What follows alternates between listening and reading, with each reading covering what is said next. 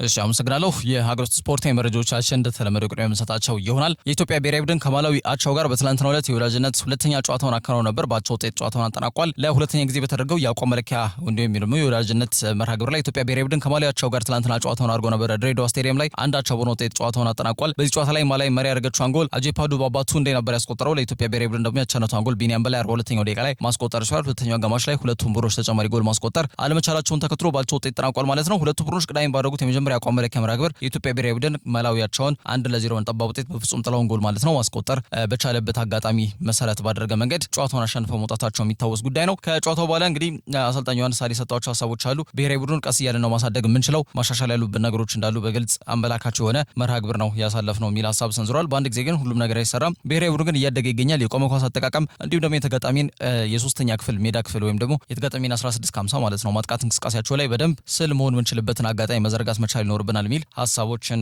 ሰንዝሯል ማለት ነው። እንደሚታወቀው ለ23 ተጫዋቾች ነበር ጥሪ ያቀረበው። መስፍን ታፈሰና እንዲሁም ደግሞ የኢትዮጵያ ንግድ ባንኩ አጥቂ አዲስ ግዳይ ጉዳት ስላጋጠማቸው 21 ተጫዋቾችን ይዞ ነበር ወደ ድሬዳዋ ያቀናው። ከአሰልጣኝ ዮሐንስ ሳሌ ጋር በተያያዘ ምናልባትም መንደርደሪያ መሆን መቻል አለበት። ብዙ ጊዜ ያነሳነው ሀሳብ ነው። የኢትዮጵያ ብሔራዊ ቡድን ቀጣይ ወደ ጨዋታ የሚመለሰው መቼ ነው የሚል ጥያቄ ካለ በአፍሪካ ዋንጫ በ2027 ማለት ነው ዩጋንዳ፣ ታንዛኒያና ኬንያ በሚያዘጋጁት የአፍሪካ ዋንጫ ላይ ከጎረቤት ሀገር ሱዳን ጋር ተደልድለናል። እንዲሁም ደግሞ ከሞዛምቢክና ከሴኔጋል ጋር እንደተደለደልን ይታወቃል ምድብ 10 ላይ። ስለዚህ ከሱዳን ጋር የመጀመሪያው ጨዋታችን ትሪፖሊ ሊቢያ ላይ የምናደርግበት ጊዜ ነው ማለት ነው መስከረም። ስለዚህ ከዛ አስቀድሞ የወዳጅነትና አቋም መለኪያ መርሃ ግብር ይኖራል የሚለው ራሱን የቻለ ትልቅ ጥያቄ ነው። ብዙ የሚያስተማምን ነገር አይደለም ያለው። ስለዚህ ይህንን መርሃ ግብር በዛ መንገድ እንግዲህ ተጠቅሞበታል ተብሎ ይጠበቃል ከአሰልጣኝ ዮሐንስ ሳሌ ጋር በተያያዘ ማለት ነው። የተጋጣሚው የማላዊ ብሔራዊ ቡድን አሰልጣኝ ካልሲቶ ፓሶዋ በበኩሉ ጨዋታውን ማሸነፍ ይገባን ነበር ብለዋል። ጨዋታው አንዳቻ ቢጠናቀቅም ያው አብዛኛውን የጨዋታ ማሸነፍ መስፈርቱን ያሟላ ነው። ግን እኛ ነበርን። ስቴዲየሙ በጣም ጥሩ ነው። የመጣሪያ ጨዋታዎችን ጭምር ማስተናገድ የሚችል ነው። ድሬዳዋ በጣም ውብ ቦታ ነው። ህዝቦቹም ቢሆን በጣም ደግና በጣም መልካም ሰዎች ናቸው። በአጠቃላይ ትልቁ ፈተና እዚህ ቦታ ሙቀቱና ሙቀት ብቻ ነው የሚል ሀሳቦችንም ሰንዝሯል። ከዛ ውጪ በዛሬው ዕለት በኖርዌይ ኦስሎ የሚካሄደው የዳይመንድ ሊግ የውድድር ምዕራፍ ላይ በርካታ አስመጠር ኢትዮጵያውያን አትሌቶች ሀገራቸውን ወክለው ብርቱ ፍክክር ያደርጋሉ ተብሎ ይጠበቃል። በጉጉት በሚጠበቀው የወንዶች 5000 ሜትር የሩጫ ውድድር ላይ ወጣቱና ተስፈኛው አትሌት ቢኒያም መሀሪ ጠንካራ ፍክክር እንደሚያደርግ ይገመታል። ከሱ በተጨማሪ እዚህ ርቀት ላይ ፈጣን ሰዓት ያለው በሪ አረጋይ እንዲሁም ደግሞ አዲሱ ይሁኔን ጨምሮ ሌሎች ኢትዮጵያውያን አትሌቶች ከዓለም ምርጥ ሯጮች ከነ ግራንት ፊሸር ጋር የሚያደርጉት ትንቅንቅ የሚጠበቅ ነው የሚሆነው። በሴቶች በኩል ደግሞ በተለይ 3000 ሜትር ላይ እንዲሁም በሌሎች ረጅም ርቀት ውድድሮች ላይ ጥሩ ተስፋ የጣለባት ብርቄ ሀየሎምን ጨምሮ ማለት ነው ፍሬኔ ኃይሉም በዚህ ርቀት ላይ የሚሳተፉ ሌሎች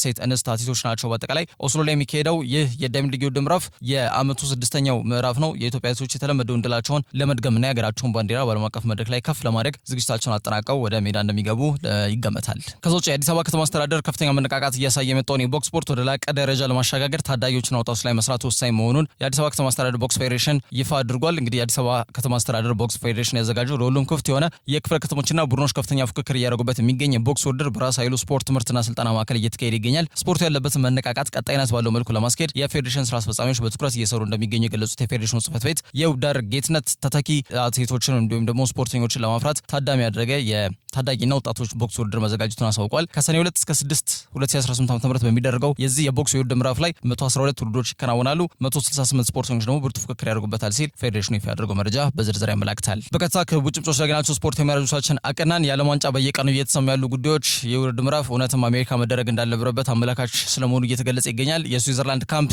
በመርዛማ እባቦች ተከብብ ያለው እያለ ቅሬታ እያሰማ ይገኛል። የእንግሊዝ ካምፕ ግልጽ በሆነ መንገድ በ6.1 ማግኒቲዩድ በተመዘገበ ሬክተር ስኬል የመሬት መንቀጥቀጥ አጋጥሟቸዋል ፍሎሪዳ ላይ። ከዛ በተጨማሪ የጃፓን ልዑክ ቡድን ደግሞ ካረፉበት ቦታ ማለት ነው የልምምድ መርሃ ግብሮችን ማድረግ አልቻሉም በሙቀት ምክንያት። ከአንድም ሁለቴ የተለያዩ ሜዳዎችን መሞከራቸው እየተገለጸ ይገኛል። ከዛ በተጨማሪ ደግሞ ሜዳውም አባጣ ጎርባጣ እንደሚበዛውና ለእግር ኳስ ምቹ የሆነ ሜዳ እንደሌለ መሰረት አድርገው ሀሳብ እየሰጡ የሚገኙ ተጫዋቾችም አሰልጣኞችም አሉ። እንዲሁም ደግሞ ኮቺንግ ስታፎችም የነገር በግልጽ ታዝበዋል ተብሎ እየተገለጸ ነው የሚገኘው። የክለቦች ዓለም ዋንጫም ሲደረግ በዝርዝር ሀሳብ ሲነሳ እንደነበር የሚታወቅ ጉዳይ ነው። ይህ በእንዲህ እንዳለ አሜሪካ መግባት ኦልሞስት ገነት ከመግባት ያልተናነሰ እያስመሰሉት የሚገኙ የተለያዩ ግለሰቦችም አሉ። በዋናነት የዶናልድ ትራምፕ ሀገር ላይ ወደዚህ ሀገር እግራቸው ማይረግጡ ግለሰቦች እንደሚኖሩም እየተገለጸ ነው። ከውድድሩ ጋር በተያያዘ አሜሪካ ላይ ያው ጋዜጠኞችና ሌሎች የሚመለከታቸው አካላት ቪዛ በፍጹም እያገኙ አይደለም። አሁን ደግሞ ወደ ዳኛዎችም ተካተዋል። በነገራችን ላይ ጨዋታውን ለመዳኘት እንኳን የተሰየሙ ዳኞች ወደ አሜሪካ ሀገር በተለይ መግባት የሚችሉበት አጋጣሚ እንደማይኖር እየተገለጸላቸው ይገኛል። በአሜሪካ ስደተኞች ቁጥጥር ኤጀንሲ አይሲ በስቴዲየሙ ዙሪያ ጥብቅ ፍተሻም እንደሚያደርግ ማስታወቁ ደግሞ ደጋፊዎች ላይ ትልቅ ስጋትን ፈጥሯል። በአጠቃላይ ከዳኝነት ሂደት ጋር በተያያዘ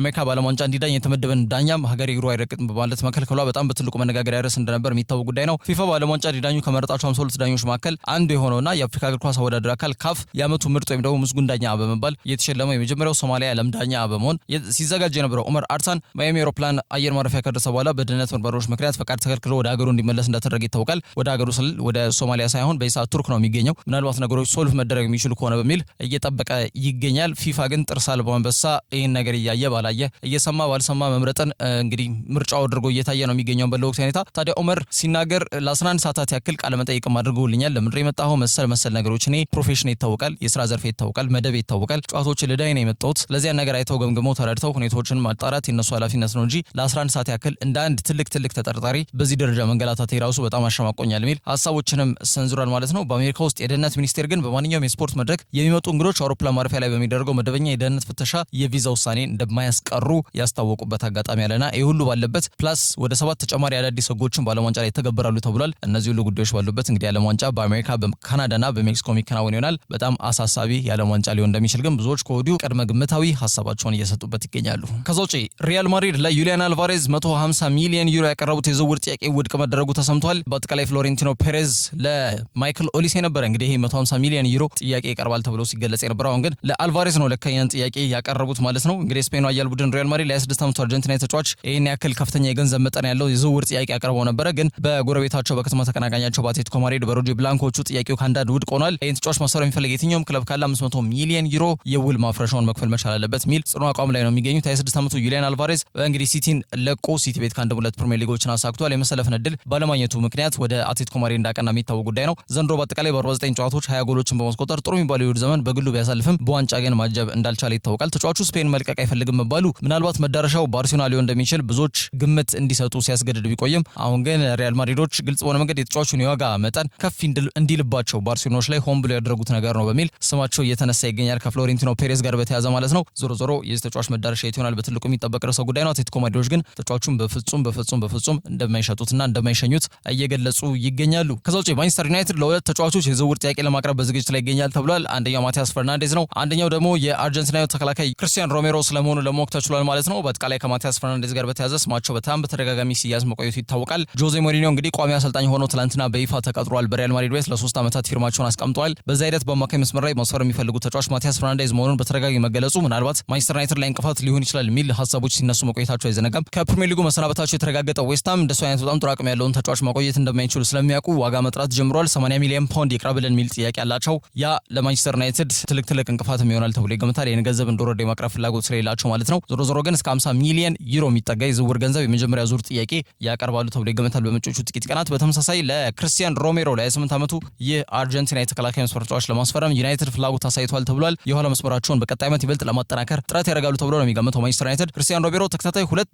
ዓመታት በቶተንሃም እግር ኳስ ክለብ ቤት 17ኛ ማጠናቀቁ እሱን እንደማይመጥንና ወደ ትልቅ ክለብ በማቅናት ለዋንጫ መፎካከር እንዳለበት በማመን እንግዲህ ከቶተንሃም ጋር የመቆየቱ ሁኔታ በጣም አጣብቂኝ ሁኔታ ውስጥ እንደገባ ነው እየተገለጸ የሚገኘው። ቶተንሃምም ይህን ነገር በመረዳት ያምፖል ቫን ሄካን ከብራይተን ለማስፈረም በቃል ደረጃ ተነጋግረው ጨርሰዋል። ከተጫዋቹ ጋር ከክለቡ ጋር እየተደራደሩ ይገኛሉ። ከአንድም ሁለት ያቀረቡት ጥያቄ ውድቅ ሆኖባቸዋል። 3ኛ ጥያቄ ያቀርባሉ ተብሎ ይገመታል። ስለዚህ ይህ ተጫዋች ደግሞ የሮሜሮን ቦታ ይተካል ተብሎ ነው የሚገመተው። ሮሜሮና ሊሳንድሮ ማርቲኔዝ ያላቸው ቀረቤታ ይታወቃል። በብሔራዊ ቡድን ካምፕ ደረጃ ሁለቱም ተጫዋቾች በክለብ ደረጃ አብረው ቀጣይ ዓመት ሊጫወቱ የሚችሉበት እድል ግን ሰፊ ስለመሆኑ እየተገለጸ ይገኛል። ከዛ ውጪ አርሰናል ከናን ይልዲዝን ለማስፈረም እንግዲህ ያቀረቡት ምናልባት የሁኔታዊ አዘል ሀሳቦች ኢንኳይሪ ነው የሚባለው በተለምዶ ወይም ደግሞ ከናን ይልዲዝ ማስፈረም በሚችሉበት አግባብ ላይ ከጁቬንቱስ ጋር ያደረጉት ንግግር መልካም ውጤት የለውም ተብሏል። ወይም ደግሞ የተጫዋች ለሽያጭ እንደማይቀርብ ቁርጥ ያለ ምላሽ ከጁቬንቱሶች ሰምቷል ተብሏል። ያንን ተከትሎ ፊታቸውን ወደ ሳንድሮ ቶናሊ ስለማዞራቸው የተገለጸ ነው የሚገኘው። የ26 ዓመቱ ጣሊያናዊ አማካኝ በአርሰናል ራዳር ውስጥ ከገባ ሰንበትበት ያለ ተጫዋች እንደሆነ ይታወቃል። ባለፈው ዓመት ጥር ወር ላይም ገና ሚኬል ሜሪኖ የጣት ጉዳት ሲያጋጥመው ግልጽ በሆነ መንገድ ይህንን ተጫዋች ለማስፈረምና ቦታውን ለመተካት ጥረት አድርገው እንደነበር የሚታወስ ጉዳይ ነው። አንድሪያ ቤርታም ጣሊያናዊ ነው፣ ቶናሊም ጣሊያናዊ ነው። ስለዚህ ተጫዋቹን በዓለም ዋንጫ ላይ አይሳተፍም። ይህንን ተጫዋች ለማስፈረም በሚያደርጉት እንቅስቃሴ ላይ እነዚህ ሁሉ ግብአት ይሆናሉ ተብሎ ይገመታል። የተጫዋቹን ካምፕ ወይም ደግሞ የተጫዋቹን የሚመለከታቸው አካላት ወኪሉን ጨምሮ በኢሳት እያነጋገሩ ይገኛሉ ተብሏል። ኒውካስል ዩናይትድ ተጫዋቹን የመሸጥ ምንም አይነት ፍላጎት የላቸውም። በተለይ አንቶኒ ጎርደን ከመሸጣቸው ጋር በተያያዘ ማለት ነው። ግድ ከሆነባቸው አይቀር ግን እስከ 100 ሚሊዮን ፓውንድ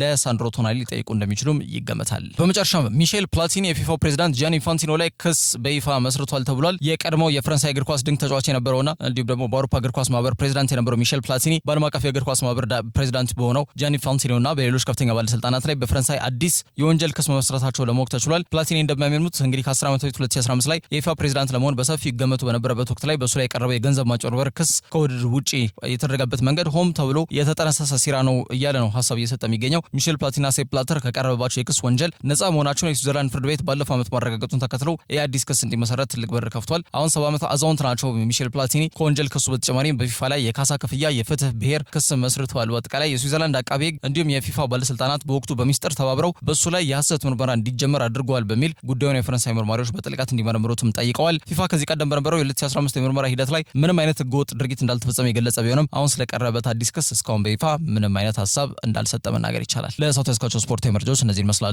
አመሰግናለሁ።